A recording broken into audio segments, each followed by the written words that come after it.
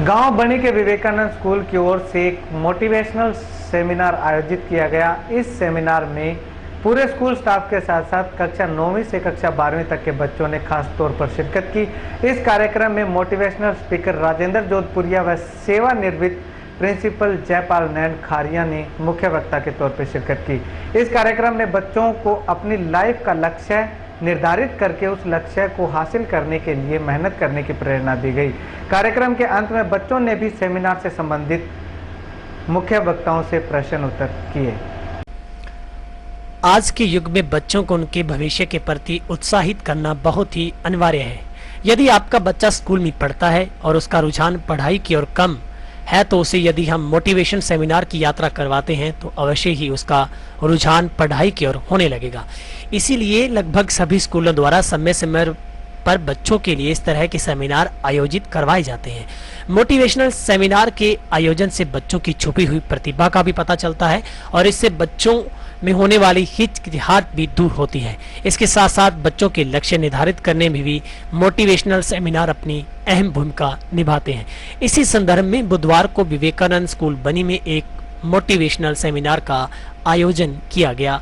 इस सेमिनार में motivational speaker Rajendra Jodhpuria ने मुख्य वक्ता के तौर पर शिरकत की और सेवानिवृत्त प्रिंसिपल जयपाल नैन खारिया ने सहवक्ता के तौर पर शिरकत की। इस कार्यक्रम में जहां राजेंद्र जोधपुरिया ने बच्चों को उनके जीवन के लक्ष्य के प्रति उत्साहित किया तो वहीं पूर्व प्रिंसिपल ने अपना वक्तव्य कुछ अलग ही अंदाज में रखा। बच्चों को हौसलावर्धक बातों के साथ साथ हास्यात्मक व्यंग्य भी किए गए जिसे बच्चों ने खूब एंजॉय किया। जयपाल नैन ने बच्चों के सामने उदाहरणों के द्वारा अपने शब्दों का बखूबी व्याख्यान किया जिसमें बच्चों ने अपने लक्ष्य निर्धारित कर लिए। किसी को डॉक्टर बनना है तो किसी को टीचर बनना है, किसी को न्यूज एंकर। इस सेमिनार में उपस्थित कक्षा 9वीं से कक्षा 12वीं तक के लगभग सैकड़ों बच्चों ने अपने अपने लक्ष्य का चयन किया और भविष्य में उस लक्ष्य को हासिल करने की प्रेरणा भी ली। इस सेमिनार के अंत में बच्चों ने मुख्य वक्ता व सहवक्ता के प्रश्न पर किए गए जिसका सरल शब्दों में जवाब वक्ताओं द्वारा दिया गया। सेमिनार का समापन स्कूल के प्रिंसिपल के व्याख्यान के बाद हुआ। जिस तरह से वक्ताओं ने अपने सरल शब्दों द्वारा बच्चों को संबोधित किया गया और बच्चों को इस बारे में क्या कहना था, आइए दिखाते हैं विशेष रिपोर्ट। इसके पीछे कुछ वजह है, लेकिन हम अगर अवेयर हैं तो हम ले पाते हैं। स्कूल में हमें षटकोण क्या होता है, त्रिकोण क्या होता है सिखाया जाता है। इसके अलावा दृष्टिकोण क्या होता है, क्या उसकी शिक्षा कभी हमने ग्रहण की? तो दृष्टिकोण कैसा रखें हम, हमारा दृष्टिकोण स्वयं के प्रति कैसा हो, दूसरों के प्रति कैसा हो, इसके बारे में भी हमें जानना चाहिए। तो एक कहानी से ये बात बखूबी स्पष्ट हो जाएगी। एक पढ़े लिखे इंसान, जयपाल सर भी सुबह यही बात कर रहे थे, जो हमेशा अव्वल आते थे। मैं उनका विरोधी नहीं हूँ, जो हमेशा टॉप रैंक पे आते हैं, जिनके नंबर फुल बटे फुल होते हैं, मैं उनका विरोधी नहीं, मैं उनका सहयोगी हूँ। ऐसा ही एक स्टूडेंट जिसके नंबर हाईएस्ट थे, तो विद्वान था, विद्वान उसने अच्छी डिग्री हासिल की, डॉक्टरेट भी किया और विद्वान बना।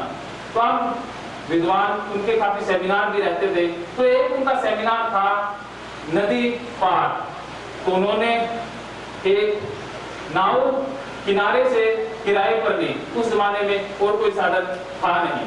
तब जो विद्वान अक्सर हो जाते हैं, ज्यादा जिनके पास नॉलेज का भंडार होता है, वो अक्सर बोलने लग जाते।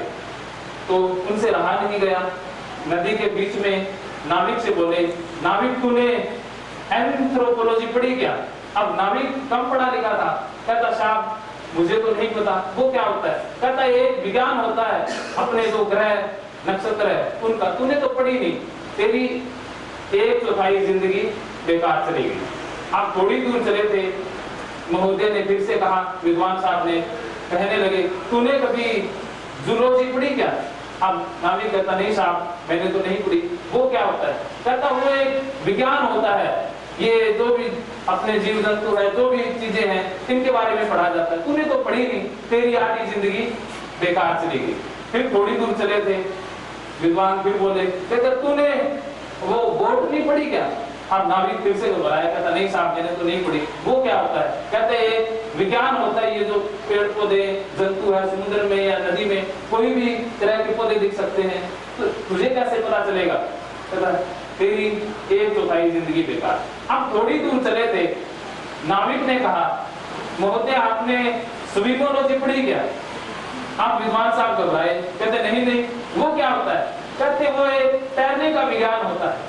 अभी तूफान आने वाला है, नाव डूबने वाली है और हमें तैर कर पार करनी होगी नदी। काश आपने तो पढ़ी नहीं, तो आपकी पूरी जिंदगी बेकार है। इसी तरह से अगर हमने सब कुछ पढ़ लिया, खुद को नहीं पढ़ा, खुद के बारे में जाना नहीं, खुद के पैशन के बारे में नहीं जाना, खुद के जुनून के बारे में नहीं जाना, हो सकता है कि हमारी पूरी जिंदगी बेकार चली जाए। तो ये हमें कुदरत की तरफ से नायाब तोहफा मिला है एक जीवन के रूप में, तो हम क्या इसे यूं ही गंवाएंगे? इसका हम भरपूर फायदा उठाएंगे। कॉज एंड इफेक्ट थ्योरी आपने सुनी होगी, हर एक चीज का कोई कारण होता है और उसका प्रभाव होता है। अगर हम यहाँ हैं, सभी यहाँ हैं, दुनिया में हैं, इसके पीछे कोई ना कोई वजह होगी, कारण होगा कोई ना कोई। क्या कारण हम जानते हैं? हमारे यहाँ होने का क्या कारण है, क्या वजह है, क्यों हम यहाँ हैं, क्यों इस दुनिया में हम आ गए? या फिर यूं ही टपक पड़े? ऐसा नहीं है, कोई ना कोई महान रीजन है। उस महान अपने पर्पस को, महान रीजन को खोजना ही हमारा मेन मकसद है। जब तक हमारी जिंदगी में कोई मकसद नहीं होगा, जिंदगी नीरस बन के रह जाएगी। बगैर मकसद के सुबह उठा भी नहीं जाता, नहीं जाता। दुनिया में आज डिप्रेशन इतनी तेजी से बढ़ रहा है। पिछले दिनों वर्ल्ड हेल्थ डे पर टॉपिक था एंटी डिप्रेशन डे। उसके अंदर मैंने अखबार में आर्टिकल पढ़ा कि आने वाले 2030 के अंदर जो सबसे ज्यादा रोग होगा वो होगा डिप्रेशन, नंबर 1 पे होगा। कैंसर, डायबिटीज वो भी पीछे छोड़ देगा। क्यों बढ़ रहा है डिप्रेशन इतनी तेजी से? कहीं ना कहीं इंसान अपने मकसद से दूर हो रहा है। हमारा जीने की कोई वजह नहीं है। जब तक कोई बड़ी वजह नहीं होगी तो हम यूं ही जिंदगी घींचते रहेंगे, पीटते रहेंगे। तो सबसे जरूरी है कि हमारे पास एक मकसद हो, एक जज्बा, जुनून हो जीने के पीछे। ये काउंसलिंग सेशन के दौरान या स्कूलों में अक्सर मुझसे पूछ लिया जाता है कि सर हमें पढ़ाई याद नहीं रहती, प्रश्न याद नहीं रहते, हमारा मन नहीं लगता, बहुत सारी बातें पूछते हैं। तो ये समस्याएं आएंगी। समस्या तो वास्तव में ये है नहीं। जब तक हमारे पास मकसद नहीं होगा कुछ करने के लिए, कुछ बनने के लिए, हमारे पास ये छोटे छोटे बेतुके सवाल आएंगे। जब हमारी वजह क्लियर होगी जीने की कि हम यहाँ इस दरा पर हैं तो क्यों हैं, हमने कौन सा बदलाव लेकर आना है, हम जी रहे हैं तो क्यों जी रहे हैं, तब तक ये सवाल बेजवाब बनकर रह जाएगा। और ज्यादातर मुझे अफसोस होता है मेरे नौजवान साथी अपनी एनर्जी उन कामों में जाया कर रहे हैं जिन कामों में सिर्फ रत्ती भर भी आनंद नहीं है, सिर्फ एक मानसिक भ्रम है हमारा। मैंने देखा एक मेरे मोटिवेटर साथी विवेक बिंद्रा जी अक्सर बताते हैं कि युवाओं का ज्यादातर समय ब्रेकअप और पैचअप में निकल जाता है। उनकी आधी जिंदगी सेटिंग इन चीजों में उलझ कर रह जाती है। क्या आप लोग अपनी जिंदगी इन छोटी बेतुकी बातों में जो लो लेवल के इंटरेस्ट हैं, जो उन्होंने कहा कि पशु वृत्ति, पशु इन चीजों के आसपास ही घूमते हैं सारा जीवन, क्या हम इंसान हैं, क्या इन पशु वृत्ति से ऊपर नहीं हो सकते? कि वास्तव में मकसद से समझे कि मैं कहना क्या चाह रहा हूँ, मेरे इसके पीछे भाव क्या है। क्योंकि हमारे पास जो एनर्जी है, क्या हम इन छोटी छोटी चीजों पर जो ध्यान को हमारे खराब करे या हमें पथ भ्रष्ट करे, उन कामों पे हमें जाया करनी चाहिए। हमें अपना पूरा फोकस, मैं बॉयज के लिए ये अक्सर बात कहता हूँ कि हमें गर्ल सेटिंग की बजाय गोल सेटिंग पर फोकस करना चाहिए। अगर हमारा गोल सेटिंग है तो सब कुछ है, वरना ना गर्ल सेटिंग होगी ना गोल होगा, दोनों हाथ से जाएंगे। तो सबसे पहले हमारा फोकस गोल सेटिंग हो। लाइफ के अंदर हमारा मकसद क्या है, विजन क्या है, हम जी रहे हैं तो इसके पीछे मेरी फोर्स क्या है, मेरे अंदर वो अनलिमिटेड एनर्जी का सोर्स क्या है। अगर एक बार हम उस सोर्स को पहचान ले, उस डिवाइन सोर्स को पहचान ले, तो हमारे पास एनर्जी बेइंतहा है जिसका हम खुद अनुभव करेंगे और शब्द नहीं होंगे उसे बताने के लिए। ऐसे इंसान मौसम को, परिस्थितियों को अपना गुलाम बना कर रखते हैं। इनकी पूरी दुनिया गुलाम बन सकती है, क्योंकि इन्होंने ठान लिया है इन्हें कोई मौसम नहीं रोक सकता, इन्हें ना कोई इंसान रोक सकता है। क्योंकि जब जिसने इरादा किया कुछ करने का, क्या उसे कोई रोक पाया? जिसने चलना ही ना हो तो कितने धक्के लगा लो, कुछ भी स्टार्ट करो, कुछ भी लालच दो, थोड़ी देर के बाद वो रुक ही जाएगा, या तुलना में दूसरों को दोष देने में अपनी जिंदगी को बर्बाद कर सकता है। तो जिंदगी खूबसूरत है, इसका सिर्फ एक बार एहसास करके देखिए। नेगेटिव थॉट मेरे भी आते हैं, सबके आते हैं, लेकिन नेगेटिव थॉट हमें पता हो कि कब आ रहे हैं, कैसे मैंने बाहर निकालने हैं, कैसे ये पावर हो। जिस मैं स्वतंत्रता की बात कर रहा हूँ, वो स्वतंत्रता ये है कि मेरे अंदर जो विचार आएंगे वो मेरी आज्ञा से आएंगे, किसी दूसरे इंसान की या परिस्थिति या घटना की आज्ञा से नहीं आएंगे। घटना जैसी भी हो, मेरा मानसिक संतुलन मेरे हाथ में है। चाहूं तो मैं इसे शांत रखूं, चाहूं तो मैं गुस्सा हो सकता हूँ। गुस्सा हमारा गुलाम हो, हम गुस्से के गुलाम ना हो। तो मेरा मकसद यही रहता है कि इंसानों के अंदर इमोशनली इम्बैलेंस है, सारे ज्यादातर सारे शब्द मैं वापस लेता हूँ, क्योंकि सारे में बहुत रेयर ऐसे इंसान हैं जो अपने इमोशन को अपने कंट्रोल में रखते हैं। इमोशन से आप बड़ी बात समझते होंगे कि हमारा सुख दुख, घृणा, प्यार, मोहब्बत, नफरत, गुस्सा, ये सारे हमारे इमोशन हैं, भाव है। ये भाव आपके मन में पैदा होते हैं। कई बार ऐसा होता है कि सुबह सुबह मूड खराब हो तो पूरा दिन अच्छा जाता है या खराब जाता है? खराब जाता है। तो एक डेमो हम करेंगे, उससे ये बात समझ में आएगी। मुझे 2 पार्टिसिपेंट चाहिए, 2 पार्टिसिपेंट, कोई भी 2 आ सकते हैं।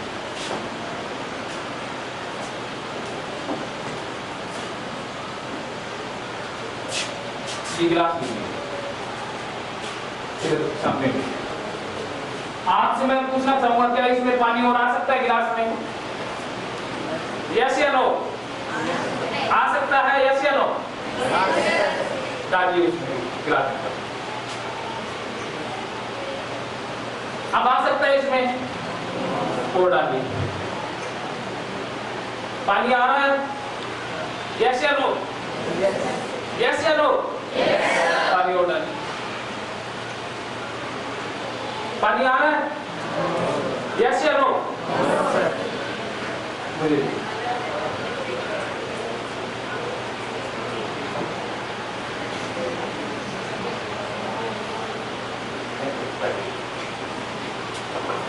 अब आ सकता है उस गिलास में पानी और? इससे आप क्या समझे? कोई भी खड़े होकर बताना चाहिए, प्लीज आप बताइए, आप सबसे नजदीक क्या समझे? पानी, इसका मैसेज मैं क्या बताना चाह रहा था वो बताइए। कोशिश करने से सब कुछ हो जाता है, बैठ जाइए। इसका मकसद कुछ और था, मैं बता देता हूँ, लेकिन आपके लिए तालियां बनती है, आपने इतना साहस किया। ये गिलास गिलास नहीं है, ये पानी पानी नहीं है, ये गिलास हमारा माइंड है। अगर हमारा माइंड पहले से ही फुल है, पहले से भरा हुआ है नेगेटिविटी से, दूसरों की आलोचना करके, दूसरों की बातों से, दूसरों को दोष से, क्या उसमें आज का ये सेमिनार आ पाएगा? आ पाएगा? तो हमें क्या करना होगा? माइंड को रिफ्रेश करना होगा। आप देखिए, एंड्रॉइड फोन सभी आप यूज करते हैं, लैपटॉप यूज करते हैं, अगर उसमें वायरस आ जाए या हैंग हो जाए तब आप क्या करते हैं? एंटीवायरस। उसके अलावा रिस्टार्ट, फॉर्मेट। ये 100 बिलियन 10 बिलियन सेल्स से बना हुआ बायो कंप्यूटर है, सुपर बायो कंप्यूटर है। ये भी तो हैंग होता होगा, इसके अंदर वायरस आता होगा। क्या इसे रिस्टार्ट करना आता है? क्या इसे फॉर्मेट करना हमारे हाथ में है? क्या इसमें एंटीवायरस हमने इंस्टॉल करके रखा है कि जो भी बाहर से वायरस आए तो एंटीवायरस अपना काम करे? ऐसा हम अक्सर करते नहीं। हमें पता है इसके अंदर एंटीवायरस इंस्टॉल किया जा सकता है। क्या करना चाहोगे आप? yes, क्या इसे खाली करना चाहोगे? yes, तो इसके कुछ तरीके हैं, सिर्फ मैं उन तरीकों के नाम बताऊंगा। उन तरीकों का प्रैक्टिकल हम किसी फुल डे वर्कशॉप में करते हैं कि इसको पूरी तरह से रिफ्रेश कर दिया जाए। सिर्फ मैं आपको नाम बता रहा हूँ कि ये किन तरीकों से रिफ्रेश होता है, वो खाली होता है, तब हम दुनिया की जितनी चाहे इंफॉर्मेशन जब चाहे निकाल सकते हैं, जब चाहे रख सकते हैं। ये हमारे हाथ में है।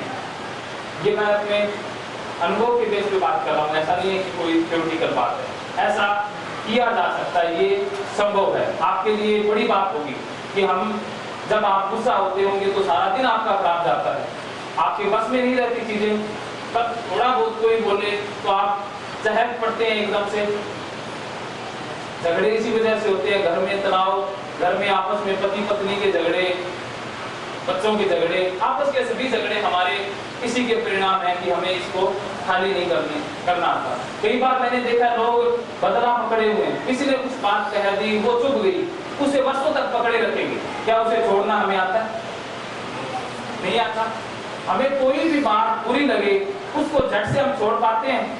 ये बात इसने बुरी कही, मैंने इसको अंदर नहीं जाने दिया, बाहर से गोल कह दिया, ऐसा होता अक्सर नहीं। लेकिन एक ट्रेनिंग के बाद हम ऐसा कर सकते हैं। तो उसकी ट्रेनिंग के नाम मैं बता देता हूँ। सबसे पहली है रिलैक्सेशन टेक्निक, उसके बाद सेल्फ हिप्नोसिस है, उसके बाद योग निद्रा है, और अंत में आती है सबसे महान तकनीक मेडिटेशन, ध्यान। अगर ये चीज हम लाइफ में कभी भी कर पाए तो ये पूरी तरह से आपके कंट्रोल में होगा। जब चाहो आप इसे रिफ्रेश कर पाओगे।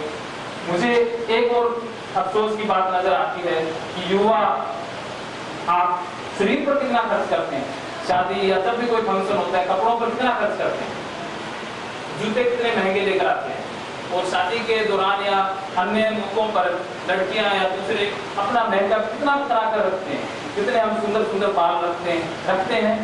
क्या कभी ये सोचा भी इसकी और ट्रेनिंग कैसी देनी है? क्या ट्रेनिंग पर हमने 1 भी प्रतिशत आज तक इन्वेस्ट किया आपने कभी?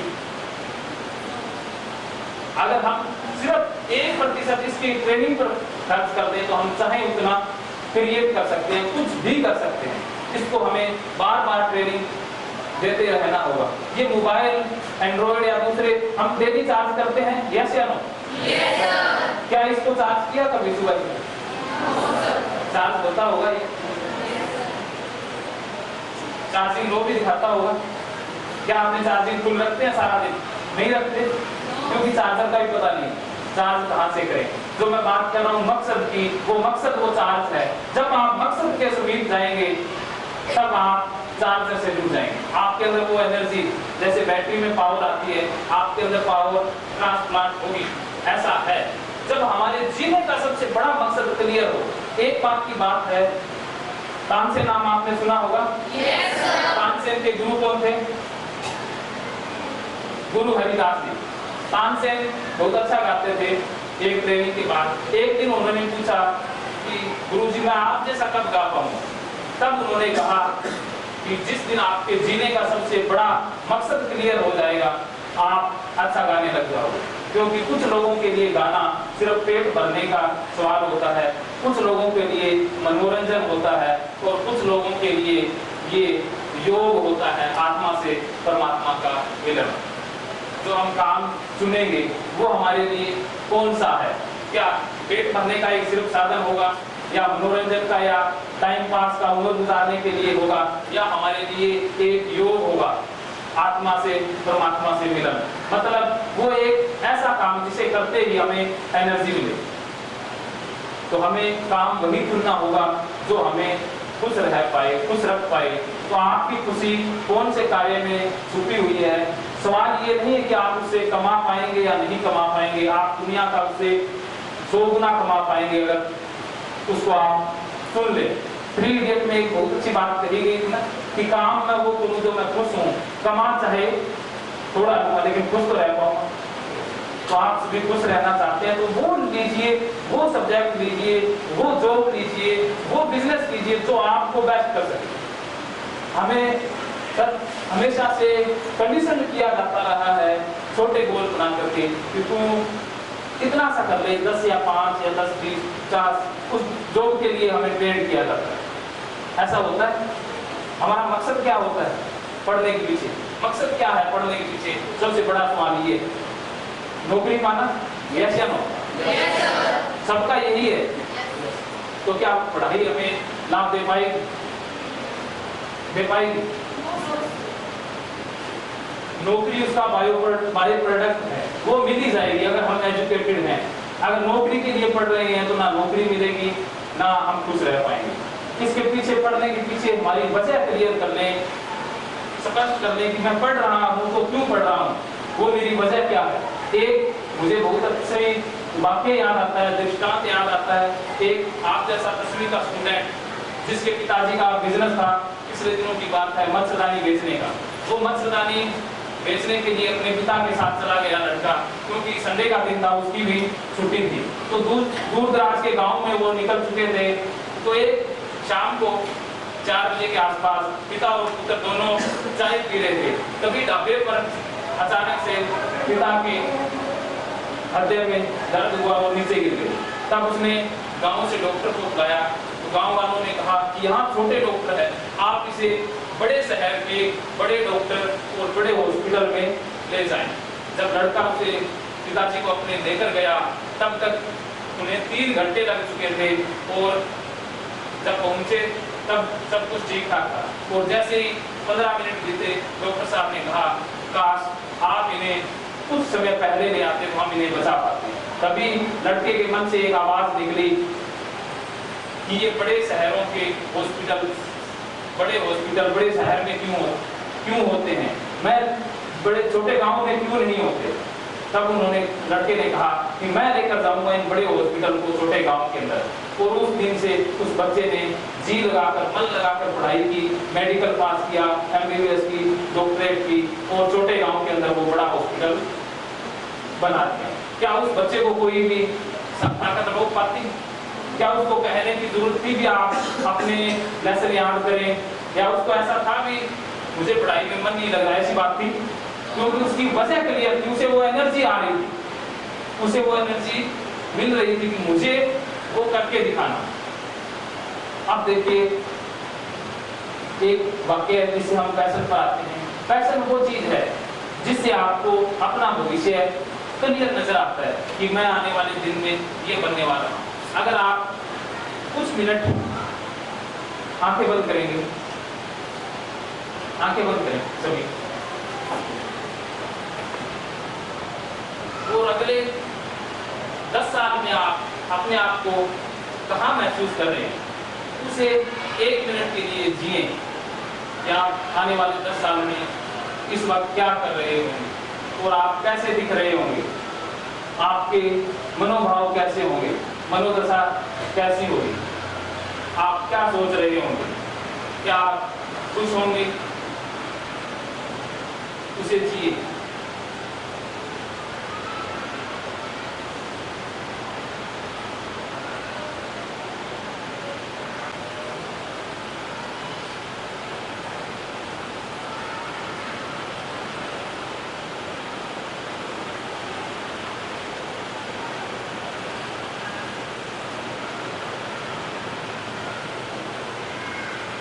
Open your eyes। आपने अपने भविष्य का स्वप्न देखा? है कैसा दिखता है वो पैशनेट इंसान, कैसी उसकी बातें होती है। आपका पैशन क्या है ये सिर्फ और सिर्फ आप जानते हो। इसकी कुछ विशेषताएं हैं जो मैं आपको बता देता हूँ। नंबर 1, पैशन वो चीज है जो आपको टाइम और स्पेस से आउट कर दे। ऐसा काम जिसे करते हुए आपको समय का पता ही ना चले, ऐसा कोई काम, और आप खुद को भूल ही जाएं कि मैं इस दुनिया में था, इस चीज को भी भूल जाएं। आपने 2 घंटे किया, 3 घंटे किया, खाना खाया नहीं खाया, ये सेकेंडरी चीजें हैं।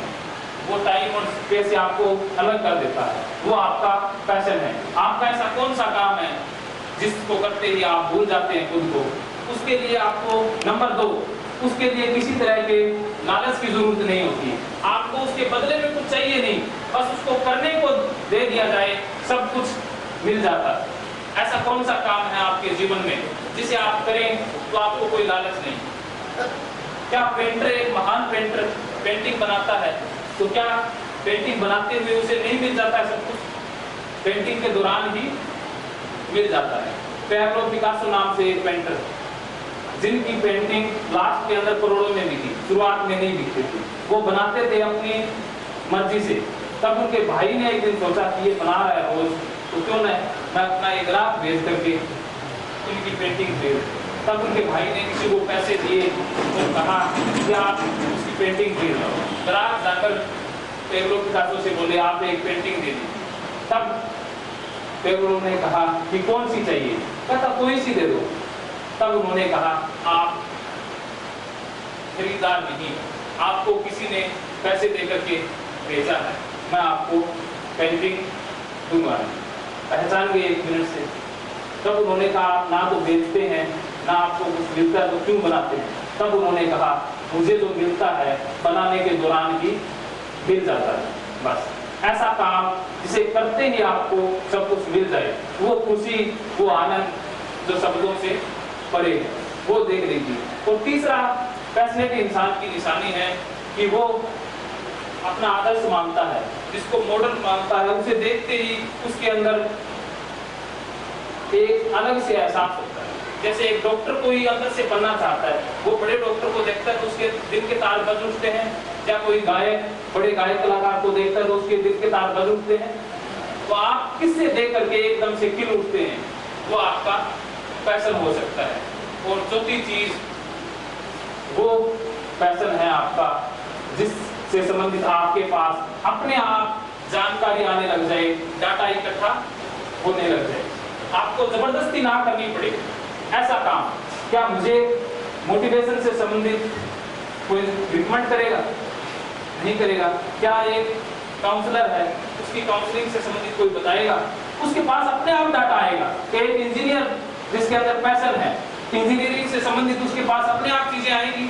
तो आपके पास डाटा किस चीज का इकट्ठा हो रहा है? वो आपका पैशन हो सकता है, जज्बा हो सकता है। तो ये चीजें आप खुद से तलाशें।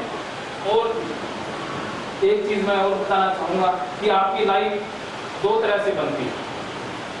2 तरह की आपकी लाइफ। कौन कौन सी तरह की? एक बाय डिजाइन और एक बाय डिफॉल्ट। बाय डिफॉल्ट जो समाज आपको देंगे, समाज आपको अपनी दिशा के अनुसार चलाएगा। और बाय डिजाइन आप अपने अनुसार खुद जिएंगे, खुद अपनी लाइफ को डिजाइन करेंगे। क्या एक पेंटर जिसके मन में तस्वीर पहले से नहीं स्पष्ट हो जाती, बन जाती है। एक आर्किटेक्ट जिसके मन में ये मकानों के नक्शे अपने आप बन जाते हैं।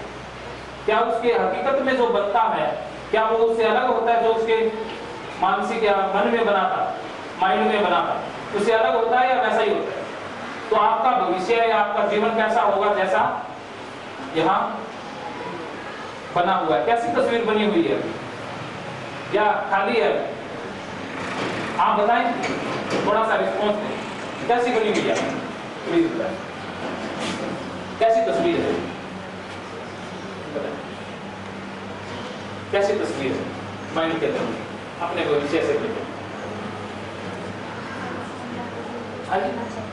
बनना चाहते हो? क्या बनना चाहते हो? डॉक्टर? क्या डॉक्टर आपको वो सारी चीजें लिखते हैं, कपड़े पहने हुए मैं जा रही हूँ, इलाज कर रही हूँ, ऐसा लगता है आपको? सपने आते हैं डॉक्टरों वाले? तो आते हैं तो ये चीज आप कर जाओगे, क्योंकि आप जो तस्वीर देखते हो बार बार वो हकीकत है। प्लीज बैठिए, इनके लिए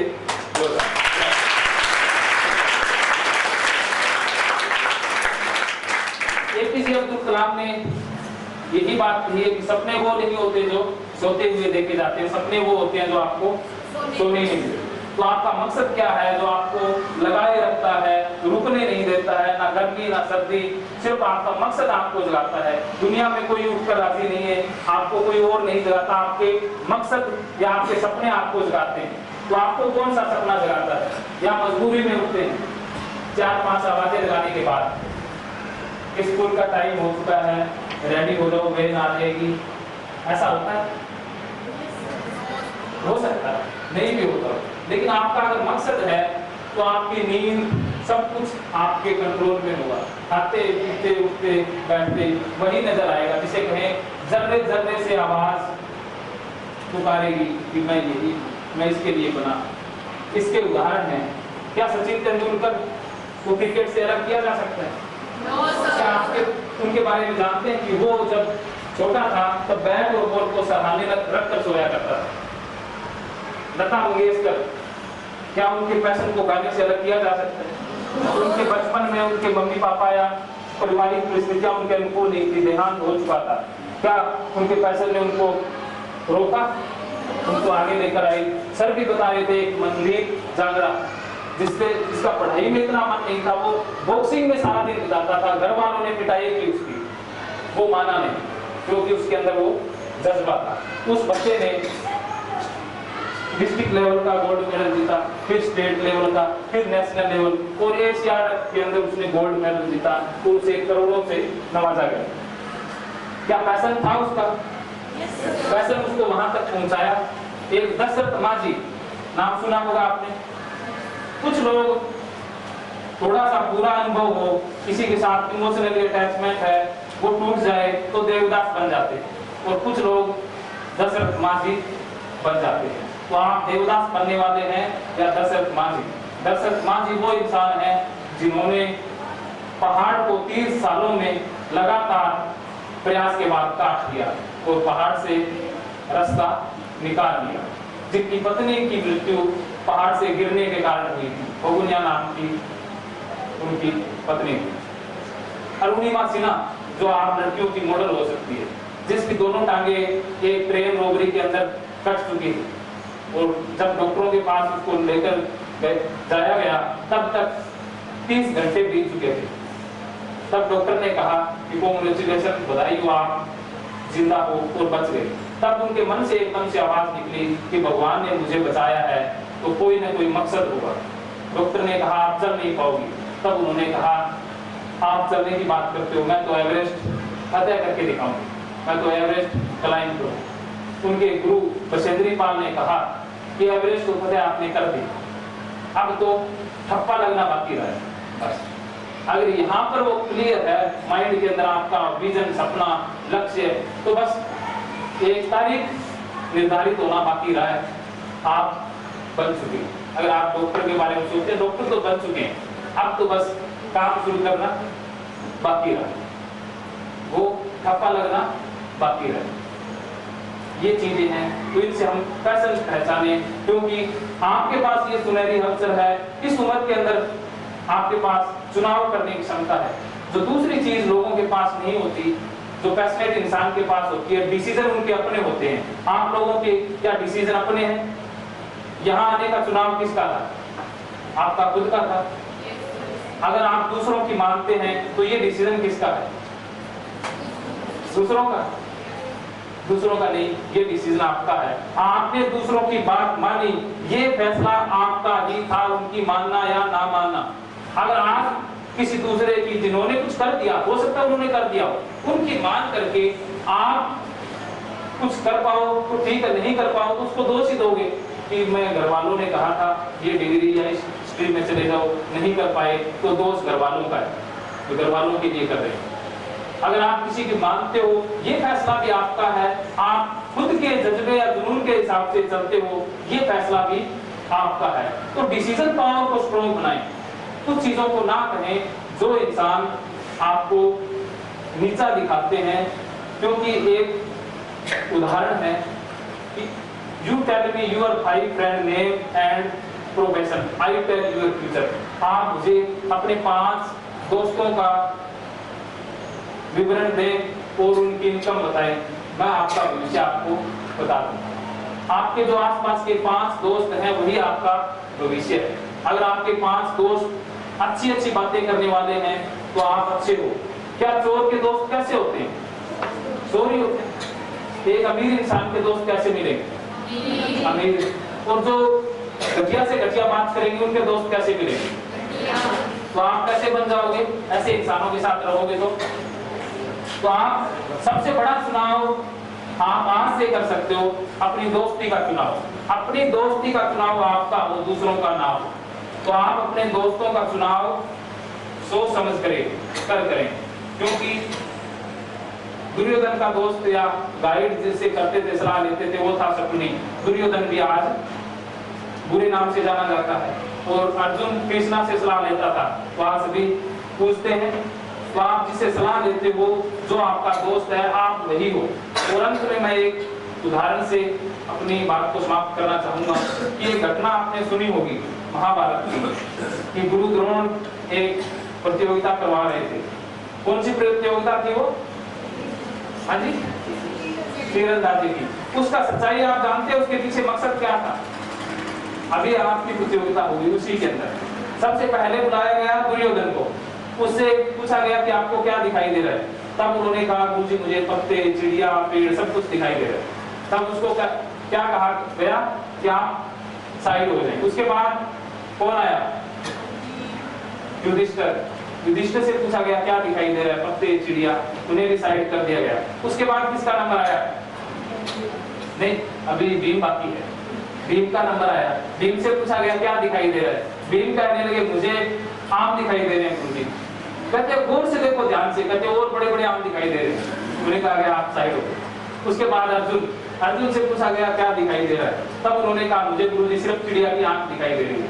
तब उन्हें कहा, हिलाया गया, डुलाया गया, कहते आज मैं आपके साथ खड़ा हूं, क्या मैं दिखाई दे रहा हूं? तब उन्होंने कहा गुरुजी ना तो मुझे कुछ और दिखाई दे रहा, ना आप दिखाई दे रहे, मुझे सिर्फ आंख दिखाई दे रही। और उनका निशाना सही निशाने पर गया। आप ये समझते हो ये अलग अलग लोग थे या कोई और थे? ये स्क्रिप्चर हमारे लिए लिखे गए।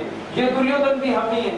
जब हम पर अधर्म हावी होता है, हम बुरी बुरी बातें करते हैं, दूसरों का नुकसान पहुंचाने की सोचते हैं, तब समझ लेना भी मेरे अंदर दुर्योधन जी प्रवेश कर चुके हैं। हम दुर्योधन है उस वक्त। और जब आप धर्म की बातें करो, न्याय की बात करो, तो समझ लेना कि अब युधिष्ठिर भैया जाग चुके हैं। और जब आपका पूरा ध्यान खाने पर चला जाए, जब सोचो कि कहां से लड्डू मिले, कहां से कोई शादी का न्योता है, कहां कोई पार्टी मिले, तो समझ लेना कि भीम भाई जी अब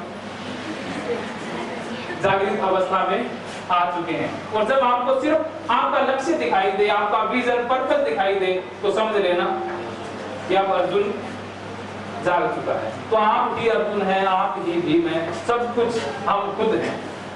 तो हम अपना लक्ष्य देखें और सिर्फ हमें लक्ष्य पर नजर होगी, तो ये बाकी चीजें डिस्ट्रैक्शन, चाहे फेसबुक, व्हाट्सएप, इंटरनेट, ये हमारे लिए सहयोग करेंगे, हमारे लिए इनसे बहुत फायदा होगा। अगर लक्ष्य नहीं है तो ये हमारे लिए अवरोध पैदा करेंगे, डिस्ट्रैक्शन पैदा करेंगे। तो इनसे बचने का और कोई साधन नहीं है सिर्फ मकसद के अलावा। अगर आप मकसद को पकड़ लेते हैं, मकसद ही दिखाई देता है, तो ये चीजें आपके लिए हैं, ये आपको हेल्प करेंगी। फिर कहा जाता है कि खुदा मदद करता है। ये ब्रह्मांड का नियम है, लॉ ऑफ अट्रैक्शन है कि जो चीज हमें चाहिए वो मिल जाएगी।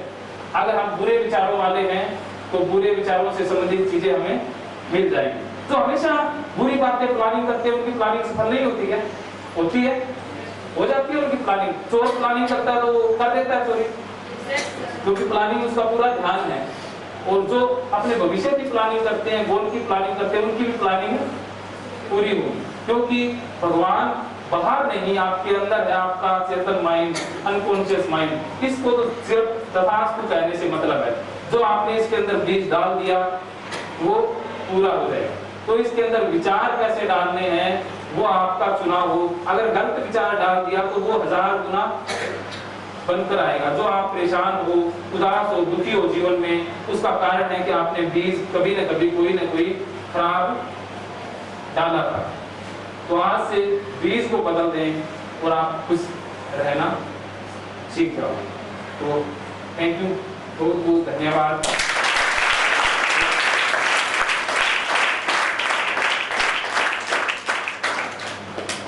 नेकी तेरी तो तेरे मुकाम मिले न मिले, मांग ले अपने गुनाहों की माफी, क्योंकि कल फिर ये राम खुले ना खुले, खुले ना खुले। अंदर मैं कहना चाहूंगा कि एक बात जो मुझे हमेशा मोटिवेट करती है, हो सकता है कईयों को वो डिमोटिवेट करे, आपके लिए वो हो सकती है कि आज का दिन है, सिर्फ मेरे पास आज का दिन है जो मुझे करना है। सिर्फ आपको एक दिन मिले जिंदगी के अंदर, तो आप कौन सा काम करना चाहोगे? कौन सा काम? क्या लड़ाई झगड़ा करोगे? क्या फालतू बातों के अंदर अपना टाइम वेस्ट करोगे? क्या वो काम करोगे जिसके लिए आपके अंदर से प्रेरणा मिलती है? तो सिर्फ आज का दिन है, बाकी सिर्फ कैलेंडर की तारीख है। कल का कोई नहीं पता, मैं कल दीवार पर आ सकता हूँ, गले में हार हो सकता है। मेरे लिए अंतिम दिन है सिर्फ आज का, सिर्फ और सिर्फ आज है, कल का कोई भरोसा नहीं। सिर्फ आज को अगर मैंने जी लिया तो कल मेरा है, अगर आज को मैंने गवा दिया तो कल भी गया, परसों भी गया, सब कुछ गया। तो आज आप लक्ष्य की तरफ कदम बढ़ाएं, एक एक कदम बढ़ाएं, एक एक कदम रोज डेली बढ़ाएं, आप बड़ा लक्ष्य अचीव कर जाओगे। शुरुआत है बस कदम बढ़ाने की, शुरुआत करने की, लक्ष्य निर्धारित करने की। थैंक यू, बहुत बहुत। क्योंकि आप बच्चे हो, आप भगवान का रूप हो, साक्षात भगवान आपके मन और दिल के अंदर वास करता है। और जब बच्चे मुस्कुराते हैं, थोड़ा सा मुस्कुराते हैं तो और भी मजा आता है। एक बार थोड़ा सा मुस्कुरा के बेटा। और मेरा मकसद यहाँ आने का एक ही है, मैं कोई आपके भले के लिए नहीं आया, ना मैं इनके बुलावे के लिए आया। मुझे मजा आता है इस काम के लिए, बच्चों को कुछ बातें बताऊं और बच्चे मुस्कुरा के मुझे दिखाएं तो मुझे बहुत आनंद आता है। और इसी में मैंने पूरी जिंदगी आनंद लिया। स्कूल के अंदर बच्चों के अंदर रहा हूँ, बच्चों के अंदर रहा हूँ और बच्चों को बिल्कुल अपना बना के रखा मैंने। और बच्चे मेरे साथ खुश रहे, हमेशा मैं बच्चों के साथ खुश रहा हूँ। हर बात मेरी बच्चों ने मानी है और अपने बच्चों की तरह इंजॉय मैंने किया है। और बेटा मैं आपके सामने हूँ, आप लोग मुझे नहीं जानते, आज पहली मुलाकात आज हमारी है। अब मैं कैसा आदमी हूँ, अच्छा हूँ, बुरा हूँ, निकम्मा हूँ, आप लोग नहीं जानते। पर लगातार अगर आपके साथ में रहूंगा 2-4 महीने तो आपको पता लग जाएगा मैं कौन हूँ, क्या हूँ, कैसा हूँ। और अगर मैं आधा घंटे आपसे बात करूंगा तो आधा आज ही आपको पता लग जाएगा। तो आप लोग, क्योंकि मैं हूँ, मेरे जैसा और कोई नहीं है दुनिया के अंदर, मेरे जैसा और दुनिया में कोई नहीं है, इसके जैसा भी कोई नहीं, इसके जैसा भी कोई नहीं, इसके जैसा भी कोई नहीं, सभी अलग अलग है। हर आदमी अपने आप में अलग है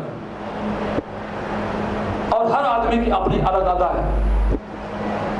अगर हम देखें किसी के शकल सूरत देखें, हम सभी की सूरत दुनिया के अंदर अलग अलग है, सबकी अदाएं अलग हैं, तो कोई दूसरे का मुकाबला हम नहीं कर सकते। तो आपका क्या शौक है? एक बच्चे का शौक खेलने के अंदर है, एक का शौक है पढ़ने के अंदर। बढ़िया कौन सा हो? कौन सा बढ़िया बेटा? दोनों ही बढ़िया। एक बच्चे का गीत गाने में शौक है और एक बच्चे का डांस करने में शौक है। बढ़िया कौन सा हो? एक बच्चे को मैथमेटिक्स बहुत बढ़िया आता है, एक को इंग्लिश बहुत बढ़िया आती है। कौन सा बढ़िया? दोनों ही बढ़िया। एक बच्चे को 6 के 6 सब्जेक्ट बहुत बढ़िया आता है और एक बच्चा जिसको 6 के 6 सब्जेक्ट में बिल्कुल टफर है। बढ़िया कौन हुआ? दोनों ही बढ़िया हैं। एक बच्चा 6 के 6 सब्जेक्ट में मेरिट लेता है, एक 6 के 6 सब्जेक्ट में फेल आता है। बढ़िया कौन सा हुआ? दोनों ही बढ़िया। कैसे? ये अगर मैथमेटिक्स में बच्चा कमजोर है, इंग्लिश में होशियार है, मैथमेटिक्स का अध्यापक कहता है ये बच्चा निकम्मा नालायक है, इंग्लिश का अध्यापक उसी बच्चे को कहता है बहुत बढ़िया बच्चा है, बहुत प्यारा बच्चा है।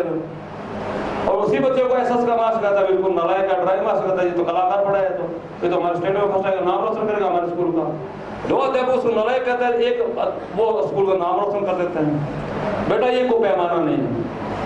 दुनिया के अंदर 6 सब्जेक्ट नहीं, दुनिया के अंदर बहुत सारे सब्जेक्ट हैं। जितने इंसान पैदा हुए दुनिया के अंदर उतने सब्जेक्ट हैं। अगर पढ़ाई से पैमाना होता तो आप लोगों को बताया कि सचिन तेंदुलकर 10वीं पास फेल हो गया था और आज वो दुनिया का क्रिकेट का भगवान है। वो भगवान जो फेल हो जाता है उसको भगवान कहते हैं। आप में से कोई फेल हो जाए आपको को भगवान कह देगा? कोई नहीं कहेगा, दूध मारेंगे, घर वाले भी मारेंगे और उसको भगवान कहते हैं। क्या पैमाना है? अगर सचिन तेंदुलकर सचिन को एक ही शौक था बैटिंग करने का, खेलने का, वो बैट लालू जी बता रहे थे कि 700 रुपये के स्वेट था।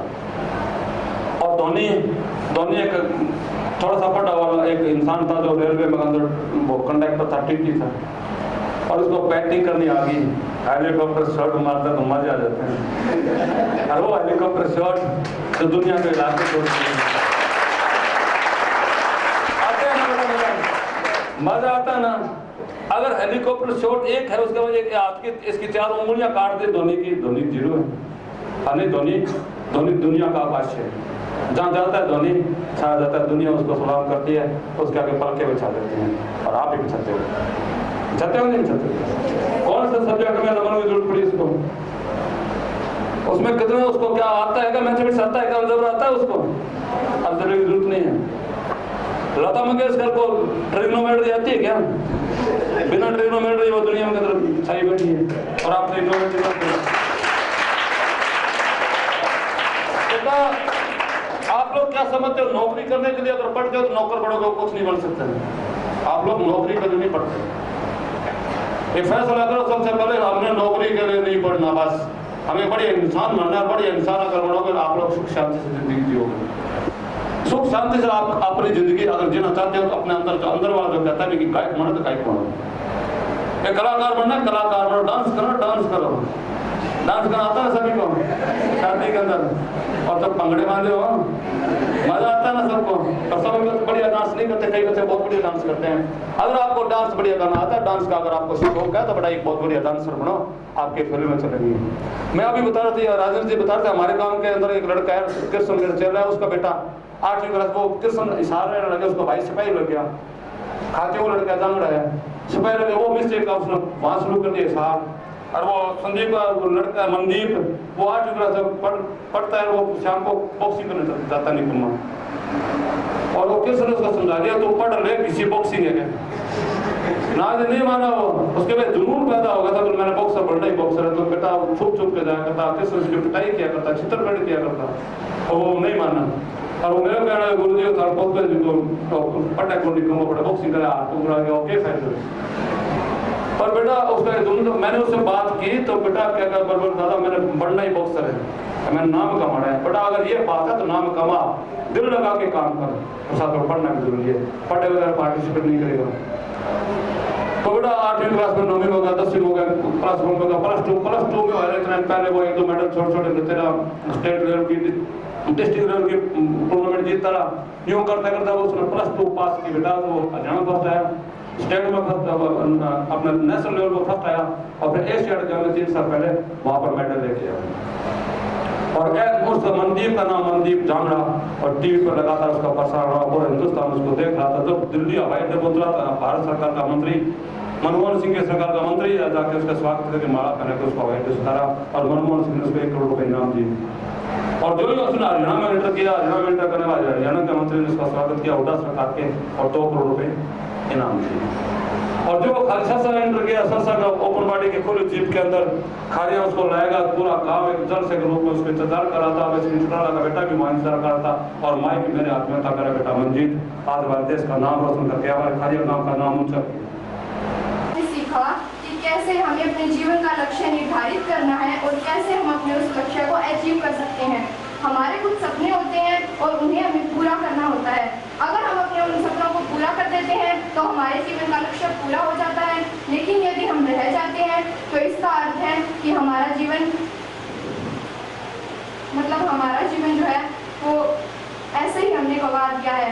इसलिए हमें मेडिटेशन करनी चाहिए, और बाकी सर ने बताया कि हमारा जो दिमाग है, जब टीचर पढ़ा रहा हो तो हमें पूरी कंसंट्रेशन से उसको पढ़ना चाहिए और अपने जीवन का लक्ष्य निर्धारित करना चाहिए। Okay, thank you.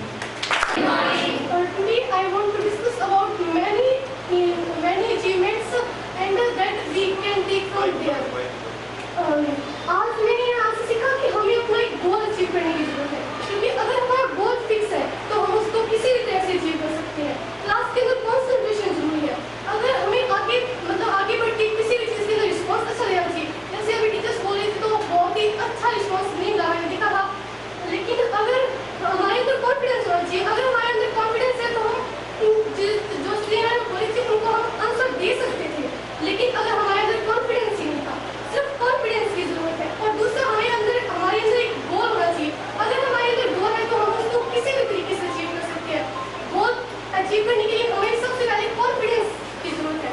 अगर कॉन्फिडेंस है तो हम बहुत अचीव कर सकते हैं, एटीट्यूड है तो हम अचीव कर सकते हैं, और डिसिप्लिन भी बहुत अच्छी चीज़ है, क्योंकि डिसिप्लिन के बिना कुछ भी नहीं है। Thank you.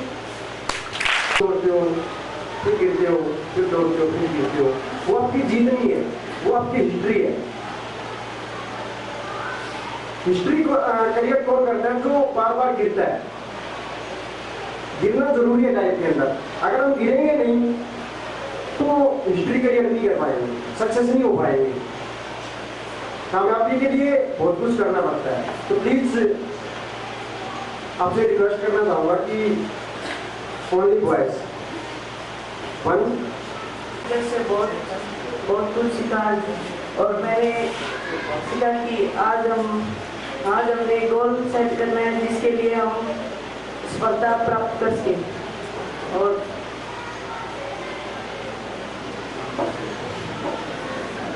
करने का नहीं है, इसलिए मैं चाहता हूँ कि मैं एक डॉक्टर बनने का प्रयास करूँगा और इसी के साथ मैं अपनी वाणी को विराम देता हूँ। Thank you. मैंने बहुत कुछ सीखा, आपने भी बहुत कुछ सीखा होगा। इसमें हमें सिखाया गया है कि हमें अगर सफल होना है तो हमारा एक गोल होना चाहिए, हमारा एक लक्ष्य होना चाहिए। अगर हमारा कोई लक्ष्य नहीं है तो हम जिंदगी में सफल नहीं हो पाएंगे। धन्यवाद। इसी बात से मैं विराम चाहूँगा। आज मैंने इन टीचर से बहुत कुछ सीखा कि हमें आज यहाँ पे हमारा गोल सेट करना है। आज हमने गोल सेट कर लिया तो हम आगे जिंदगी में कामयाब हो पाएंगे, नहीं तो हम जिंदगी में कभी कामयाब नहीं होंगे। Very good morning. वैसे मैं बार-बार तो नहीं कहना चाहूंगी, सभी बच्चे ज्यादातर कह गए हैं कि अपना गोल सेट करो, गोल सेट करो। पर सबसे पहले मैं ये कहना चाहूंगी कि अपनी हेजिटेशन दूर करो। कभी भी कोई भी कहते हैं कि पहले स्टेज पर आओ तो कोई नहीं आता है। प्लीज रिस्पांस के लिए प्लीज तो यहाँ पे कोई आया करो। Thank you. Thank you so much. My name is Dayaram basically मैं रविंद्र जी के साथ हूँ। तो आप सभी का धन्यवाद करना चाहूँगा कि आप लोगों ने अच्छे से सुना। Thank you. कैसे करें? गुस्से को हमें जानना होगा कि गुस्सा हमें आता क्यों है। हमें अवेयर होना होगा कि हमें गुस्सा कब आता है, क्यों आता है। इसके बाद हमें ये देखना होगा कि जब गुस्सा आता है तो मेरे अंदर क्या क्या परिवर्तन होता है, एक नज़र से देखना होगा। क्योंकि जब गुस्सा आता है तो हम भूल जाते हैं खुद, और गुस्सा जब चला जाता है फिर याद रहता है कि मैंने क्या क्या नुकसान कर दिया, वो कुछ कह दिया तो कुछ नहीं कहने वाला। तो अगर गुस्सा आ रहा है तो एक तो ये निशानी है कि आप दुनिया के सबसे मोस्ट सक्सेसफुल पर्सन बन सकते हो, क्योंकि आपके अंदर एनर्जी है। गुस्सा कोई खतरनाक चीज नहीं है या कोई हमारे लिए खतरा नहीं पैदा करेगा जब तक कि गुस्सा हमारे कंट्रोल में है। गुस्सा जब खतरा पैदा करेगा जब गुस्से के हम गुलाम। तो गुस्सा सभी को आना चाहिए, मुझे भी आता, मैं गुस्से को मैनेज कर लेता हूँ। वो मुझे पता है कि कैसे गुस्सा लाना है, कब छोड़ना है, कब लाना है। तो ये गुस्सा बंद नहीं होगा, उसको मैनेज करना है। उसके लिए कि मुझे चुनाव क्या करना है, सामने वाला जो कुछ कह रहा है उसके बाद मुझे इसका जवाब देना है या इसे छोड़ देना है। और जो लोग गुस्सा करते हैं या गुस्सा दिलाते हैं, ये मेरी बातों से नहीं, आपके पास खुद के पास मिल जाएगा। मेरा क्वेश्चन है कि ईगो हमारे अंदर पैदा कैसे होती है? पैशन से रिलेटेड था। तो ईगो एक बहुत बड़ा अपने आप में कंसेप्ट है। ईगो हमें क्यों पैदा होती है, इसके पीछे क्या मकसद है, तो मैं थोड़ा सा बताना चाहूंगा कि ईगो जब हमारी इच्छा अनुसार काम नहीं होता है तभी एंगर पैदा होता है। ईगो हमने जो इमेज अपनी खुद की बना ली है कि मैं ये, जब उसको ठेस पहुंचती है तो हमारे अंदर अहंकार, ईगो पैदा होती है।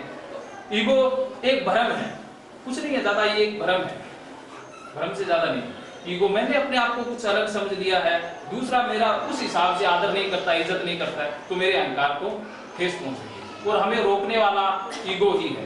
तो ईगो को मैनेज किया जा सकता है, छोड़ने की बात मैं नहीं करता, क्योंकि छोड़ना आज तक लोग वो कहते हैं सारे छोड़ो, क्या कोई छोड़ पाया? नहीं छोड़ पाए। सहायक सिद्ध हो रहा है, अगर खतरनाक है तो उसे बाय बाय करें, क्योंकि आपका मकसद बड़ा होगा तो ईगो अपने आप जाएगा। लेकिन उसके लिए मुझे स्ट्रीम क्या चूज करनी चाहिए, मतलब किस स्ट्रीम के अंदर जाना चाहिए? अच्छा, स्ट्रीम से पहले मैं कुछ आपसे पूछना चाहूंगा, आप क्यों बनना चाहते हैं, इसके पीछे वाई क्लियर करें, कारण क्या है आपका इसके पीछे? क्योंकि मैं अक्सर न्यूज़ देखती हूँ तो वहाँ पे मेरी एक फेवरेट न्यूज़ एंकर है श्वेता सिंह, वो मतलब एक बहुत ही अच्छे एटीट्यूड के साथ बोलती है और मुझे भी एटीट्यूड वगैरह इन चीज़ों में ज़्यादा इंटरेस्ट है, तो मैं इस स्ट्रीम में जाती हूँ। तो ये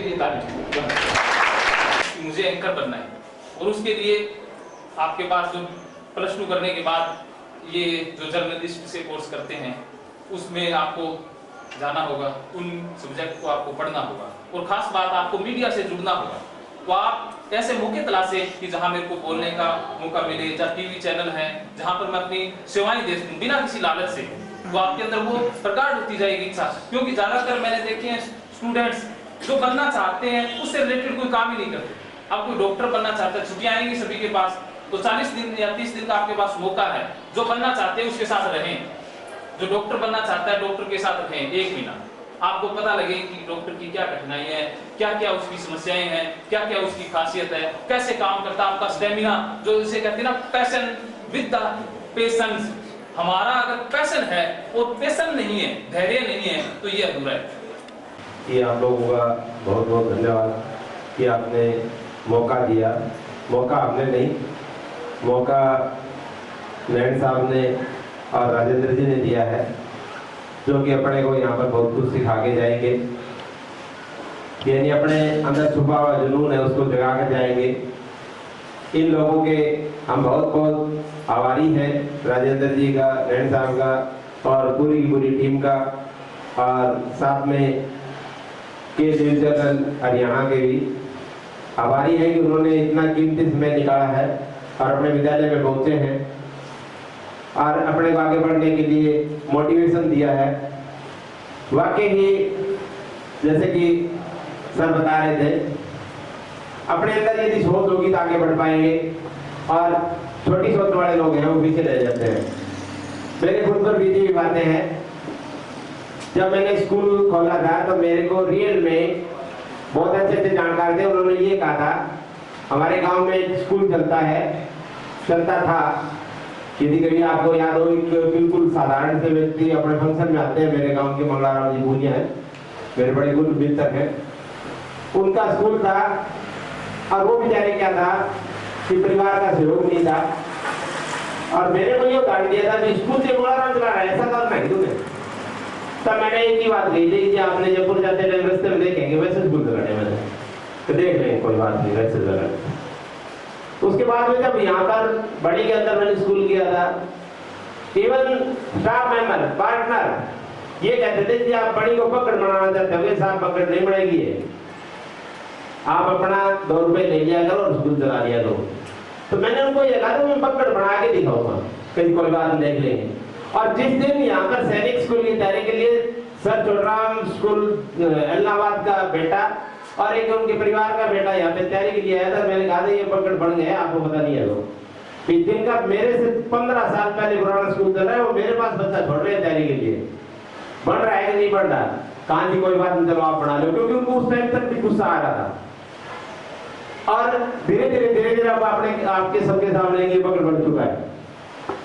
और जब आज से 5-7 साल पहले गए थे मोदी इंस्टीट्यूट के अंदर, वहां पर हम देखने के लिए, तो उन्होंने बड़े चाव से स्कूल दिखाया था। मैंने दोनों बच्चे साथ में थे, मैंने कहा था कि मैंने बच्चों को लगाना है, तो यदि ऐसा ना कहें तो वैसे इंस्टीट्यूट के अंदर जाने भी नहीं देते, तो उन्होंने सारा आपसे ढंग से दिखाया, ये देखो जी, वो देखो जी। तो वहां पर जब भी गए तो उनके जो बाथरूम देखे थे, जो अपने स्कूल में बड़े ऐसे ढंग के थे, तो वहां मैंने कहा यहाँ तो बाथरूमों में पंखे चल रहे हैं। तो बच्चों ने कहा पापा जी अपने भी बनाएंगे, उन्होंने अपने से इतना क्या बनना है, अपने तो सोचता चीज लेते हैं, कहते नहीं जी। तो उस दिन से मैंने दिल में तमन्ना डाल ली थी कि बाथरूम बनाएंगे तो पंखे जरूर लगाएंगे, फिर कम से कम कहीं ना कहीं जाते हैं तो सीख के आते हैं। यहाँ बड़ी का बच्चा है मेरे पास में आया था, सर आपके बच्चे IIT करते हैं क्या? मैंने भी IIT करनी है, तो नहीं सॉरी, तो मैंने उसको कहा भी तेरे को करनी है क्या? सर मैं तो नहीं करूंगा जी IIT जी, क्यों भी? पैसे नहीं है जी। अरे तेरे को किसने कहा था? पैसे वाले IIT करते हैं, दिमाग वाले करते हैं।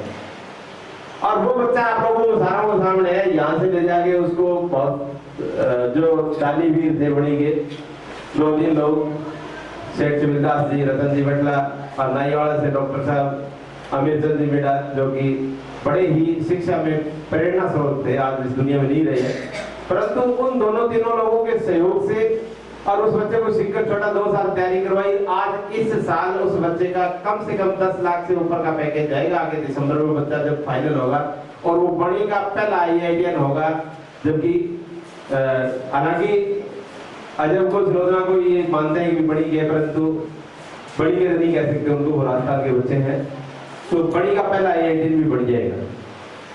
यानी सोच यदि ऊपर है तो कुछ भी कर सकते हैं। आप लोगों को बार बार कहते हैं भी अपने ये करके दिखाना है, वो करके दिखाना है, जज्बा अपने अंदर होना चाहिए। जैसे उस बच्चे को मैंने कहा था, उसी प्रकार से आप इतने इकट्ठे बच्चों को, जो सर ने ये बातें बताई है, तो इन बच्चों को आज भी यदि आप मन में ठान लो तो जो जो बातें सर ने बताई है उनको तुम अच्छे ढंग से करके दिखा सकते हो।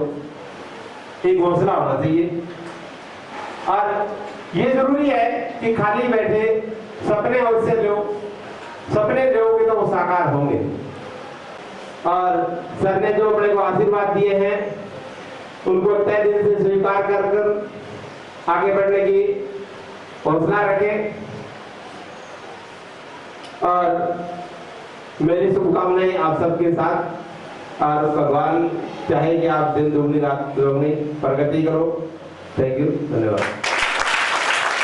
मैं अपनी ओर से, स्टूडेंट्स की ओर से और पूरे स्कूल मैनेजमेंट की ओर से हमारे बीच पहुंचे हुए महानुभावों का तहे दिल से हार्दिक अभिनंदन करता हूं, आभार व्यक्त करता हूं, स्वागत करता हूं। तो जैसा कि सभी टीचर्स ने बताया, आज के हमारे इन 2 घंटे के जो प्रोग्राम जो हमारा था उसका मेरे विचार से, मेरे ख्याल से यही निचोड़ है कि first of all we should fix our target according to our interest, and after that we should try to do our best to achieve that target. Then all the impossibilities will come in front of you, but we will have to determine, we will have to dedication to achieve the target. Then all the impossibilities can become the possibilities. Thanks and have a good day.